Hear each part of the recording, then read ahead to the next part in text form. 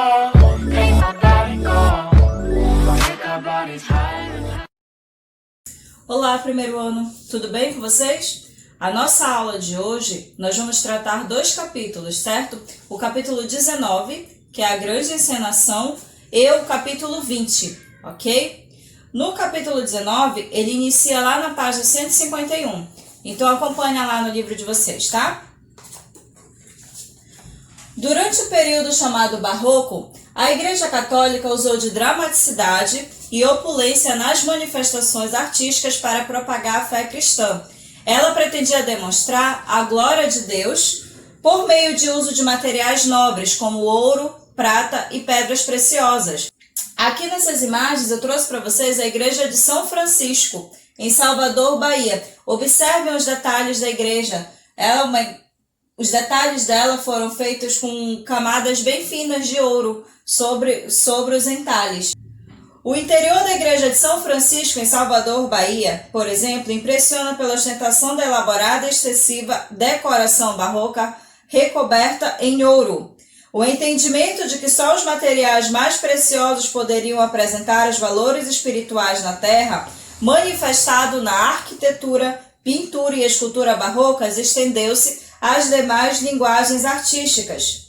Os textos teatrais eram repletos de metáforas sobre os valores morais e religiosos que se conflitavam, e a música tomava grandes proporções em suítes e concertos com escalas variadas e modulações diferentes, certo? Nas fachadas de edificações, costumavam colocar janelas falsas para criar o efeito de simetria. As pinturas apresentavam luminosidade teatral e dramatismo, encontrados também nas esculturas movimentadas, contorcidas e cheias de expressividade. Na literatura, o uso da sinestesia emprestava ao texto o efeito contrastante das demais manifestações. Aqui eu trouxe para vocês a imagem das igrejas com as janelas, os sinos no caso aqui, né? E as janelas que eram colocadas de uma forma que fizesse alusão à simetria, que deixasse os prédios, os edifícios simétricos, de forma simétrica. Essa aqui é a igreja de São Francisco, em Salvador, a mesma igreja que vocês viram anteriormente, da imagem, naquela parte de dentro dela. E essa aqui é a igreja de São João del Rei, em São João del Rei, certo? Aqui eu trouxe para vocês uma imagem representando as esculturas, no caso, quando fala dos movimentos, da ideia de movimento, da ideia de que eles estavam contorcidos. Aqui nós temos, olha, o êxtase de Santa Teresa por Bernini. A gente consegue observar nessa imagem, inclusive, o detalhe das vestes, o detalhe das roupas, as dobras nas túnicas. E essa aqui é a pintura do teto da sacristia da igreja de São Francisco de Assis, em Mariana, Minas Gerais, por Manuel da Costa Ataíde, certo? Barroco e espetáculo. No teatro barroco, os personagens debatiam em questões sobre a finitude da vida, o mundo material e o mundo espiritual. Existia esse debate. A Espanha destacou-se nesse tipo de produção e os textos oscilavam entre a produção de cunho profano, né, e as apresentações de cunho religioso. Havia como é que posso dizer, esse equilíbrio. Eles faziam as apresentações dos dois cunhos, certo? Um dos principais escritores da época foi Pedro Calderón de la Barca, de 1600 a 1681. Ele foi um dos mais importantes autores do período barroco, tendo escrito mais de 600 obras, sendo que dessas 600 obras, cerca de 120 chegaram completas até a atualidade, certo? Eu trouxe para vocês algumas das obras dele, no caso. São essas aqui. El Príncipe Constante, El Mágico Prodigioso, La Devoción de la Cruz, entre outras, certo? Essas foram algumas das obras dele, tá? Encenação. A encenação barroca em forma de espetáculo não se restringia somente aos palcos, aos teatros. Ela ia também para as ruas, como aconteceu em 2011 em Ouro Preto. Essa imagem tem aí no livro de vocês uma imagem da comemoração da reencenação da procissão do Triunfo Eucarístico. Em 2011, quando a cidade de Ouro Preto, em Minas Gerais, comemorou seus 300 anos de existência, foi encenada como parte das festividades a procissão do Triunfo Eucarístico, que tinha acontecido em 1733 na então Vila Rica. A procissão, uma solenidade realizada para transladar o Santíssimo Sacramento da Igreja do Rosário para a Nova Matriz do Pilar, foi o mais suntuoso evento de caráter religioso até então ocorrido no país. A grandiosidade do evento revelou-se um mês antes da data marcada, ocasião em que mascarados percorreram as ruas da cidade anunciando o festejo. As ruas foram enfeitadas com arcos, mastros e guirlandas. Colchas e cortinas foram estendidas nas janelas das casas que se situavam no trajeto do cortejo. Espetáculos pirotécnicos e serenatas movimentavam as ruas iluminadas durante a noite. Aqui nós temos, olha, as cortinas nas janelas, olha, os estandartes aqui, certo? Aqui, olha, um espetáculo muito bonito, certo? Para poder celebrar o aniversário de 300 anos da cidade de Ouro Preto, um espetáculo que mobilizou muita gente e que na época foi conhecido como o maior já realizado no país, ok? Acompanha lá no livro, Conexões, página 152. Com o advento da internet, as pessoas têm um acesso muito grande a informações, elas são bombardeadas com informações. Com apenas um clique, tem-se grande quantidade de informações em qualquer parte do planeta. Parece haver a qualquer momento uma encenação à espera de um espectador. Daí eu trouxe para vocês uma imagem que inclusive está aí no livro de vocês, da artista Rachel Whitehead. O nome da obra é Casa, de 1993, é uma escultura em concreto. Na obra Casa, em que foram preenchidos com concreto espaços vazios de uma casa que seria demolida, Rachel conseguiu como resultado um bloco de concreto que apresenta a presença de uma ausência desconcertante, certo? Muito interessante, olha, a casa todinha foi preenchida com concreto. Por outro lado, essa obra aqui é de outro artista, certo? Observem, lá nós temos uma casa de concreto e aqui nós temos o quê? Um desfile de moda, né? Nós temos um desfile de moda. E esse desfile de moda foi promovido por Laura Lima. É preciso reconhecer que a busca de novos meios de expressão já resultou em trabalhos instigantes que muitas vezes provocaram o intelecto e os sentidos, como o da artista britânica Rachel Whitehead. Ela faz obras que exploram as ideias de memória, de ausência e de espaço. Por outro lado, Laura Lima já trabalha de uma forma que coloque o público para poder interagir com a sua obra, certo? Isso se deu com a instalação da artista brasileira Laura Lima. Ela questionou os hábitos e costumes da vida cotidiana ao apresentar a instalação Costumes e Novos Costumes, aquela da imagem, ok? Em que simula uma loja de roupa com provadores, espelhos, balconistas e roupas de vinil penduradas em araras para que o público as experimente. O uso das peças, no entanto, é complicado, pois elas não condizem com os conceitos de vestimenta.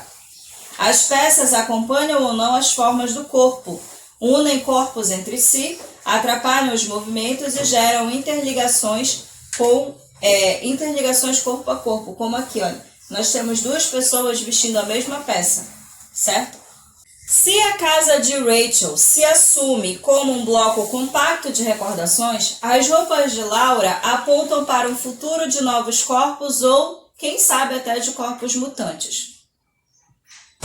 As apresentações musicais. A burguesia, classe em ascensão no século XVII, passou a reivindicar o lugar de prestígio na ordem social, adotando práticas e comportamentos antes restritos somente à nobreza. Dessa movimentação começaram a surgir os concertos musicais. Aqui, olha. Acompanha lá no livro. Nos séculos 17 e 18, muitas obras musicais expressivas foram apresentadas nos teatros que agora se abriam para quem pudesse pagar o ingresso. Com o nascimento da ópera, no século XVI, uma complexa maquinaria cênica passou a ser necessária para garantir a grandiosidade do espetáculo cênico. Para sustentar a espetacularidade barroca, era necessário um complexo sistema de elevadores, cordas e mecanismos por trás dos cenários. Transformações em cena, efeitos de nuvens que percorriam o cenário, carros voadores, terremotos, desastres, dragões, vulcões em erupções e cenas submarinas eram constantemente representadas.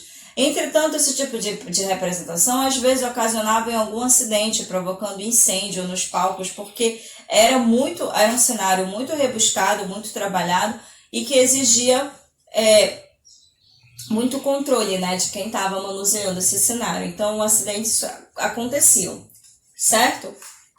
Essa foi a aula do nosso capítulo 19, eu espero que vocês tenham gostado, ok? Eu vou iniciar agora o capítulo 20, que o capítulo 20 ele vem trabalhar o barroco. Então, o barroco ele já foi trabalhado com vocês agora no 19, ele foi trabalhado também no capítulo 17. Então, eu só vou pincelar para poder fechar esse conteúdo do barroco, ok? Vamos lá, pessoal. Capítulo 20. As manifestações do barroco no Brasil e na América do Sul. Abram o livro de vocês lá na página 160, certo? Quando os portugueses chegaram à América, conhecida como Novo Mundo, eles perceberam que aqui já era habitado e que inclusive existiam civilizações surpreendentemente sofisticadas e avançadas em algumas regiões. A civilização asteca no México já existia pelo menos desde o século V a.C., com uma cultura altamente sofisticada. O processo de colonização dos povos astecas pelos espanhóis durante o século XV promoveu interferências radicais em sua cultura, antigas tradições e cultos religiosos. A Ordem dos Jesuítas teve um papel central nesse processo, atuando por meio da catequese e do ensino de técnicas artísticas. Povos como os Incas, Maias, Guaranis, entre outros dos países de colonização luso-espanhola, foram catequizados por jesuítas, franciscanos e agostinianos. Para a elaboração de imagens, edificação e ornamentação dos templos, os missionários precisavam de mão de obra. No caso, seria a mão de obra local. Dessa maneira, indígenas de várias etnias e em regiões distintas deram às obras das quais participaram um aspecto singular. Como assim? Eles colocaram características próprias da sua região. Eles não utilizaram somente das características europeias, eles regionalizaram as obras. Devido a esse intercâmbio cultural, o barroco latino-americano tem a expressividade e a fantasia da arte regional, o diferenciando da arte importada da Europa, ok? Como nós temos aqui nessa imagem. Essa imagem é do sítio arqueológico de São Miguel Arcanjo, em Rio Grande do Sul. Acompanha lá no livro. É um dos exemplos no Brasil do que aconteceu na cultura barroca, certo? O sítio arqueológico São Miguel Arcanjo, no Rio Grande do Sul, é um local conhecido como Sete Povos das Missões, considerado patrimônio histórico e artístico da humanidade desde 1983. Lá restaram apenas ruínas e poucas peças da estatuária, tanto sacra quanto profana, feita pelos índios Guarani. A pintura, a escultura e a arquitetura na América Latina. Lembrando que nós estamos falando da arquitetura, pintura e escultura barroca, certo? As ocupações missionárias, chamadas de reduções, permitiam a intervenção do olhar nativo nas obras e nas igrejas, nos entalhes de madeira, estatuários e também no teto, como nós podemos ver aqui nessa imagem. Esse aqui é o altar do perdão da Catedral Metropolitana da Cidade do México. Nós temos características bem regionais aqui, certo? Na arquitetura, os jesuítas mantiveram a referência europeia, fazendo somente algumas adaptações dependendo da região que eles estavam. No Peru, a influência inca foi tão grande que as obras produzidas se destacaram e ofuscaram as obras de origem europeia. Na Bolívia, a arte sacra também recebeu influências locais, sendo comum os santos serem representados com feições indígenas e as cores fortes que eram utilizadas na região. Aqui vocês têm Madonna e o Menino, do século XVI, tá? Escultura de pequeno porte da Igreja da Concepción, em Santa Cruz, Bolívia, certo? A pintura, a escultura, a arquitetura barrocas no Brasil. Aqui nós estávamos falando da América Latina e agora nós vamos falar do barroco no Brasil. O barroco no Brasil ele é considerado tardio porque quando ele iniciou aqui, lá na Europa, ele já estava sendo deixado de lado e ele já estava esboçando o processo do romantismo. Apesar disso, o barroco no Brasil sofreu grande influência da Europa, especialmente de Portugal, certo? O barroco no Brasil foi dividido em dois estilos. O primeiro foi o estilo nacional português, que se deu entre o século XVII e o início do século XVIII. Foi um estilo rico, com talhas revestidas com finas camadas de ouro. É possível notar essas características nas igrejas a seguir. Essa aqui, Capela dos Nobícios da Ordem Terceira de São Francisco de Assis, em Recife. Essa aqui é a capela conhecida como a Capela Dourada, ok? Observem os detalhes em finas camadas de ouro.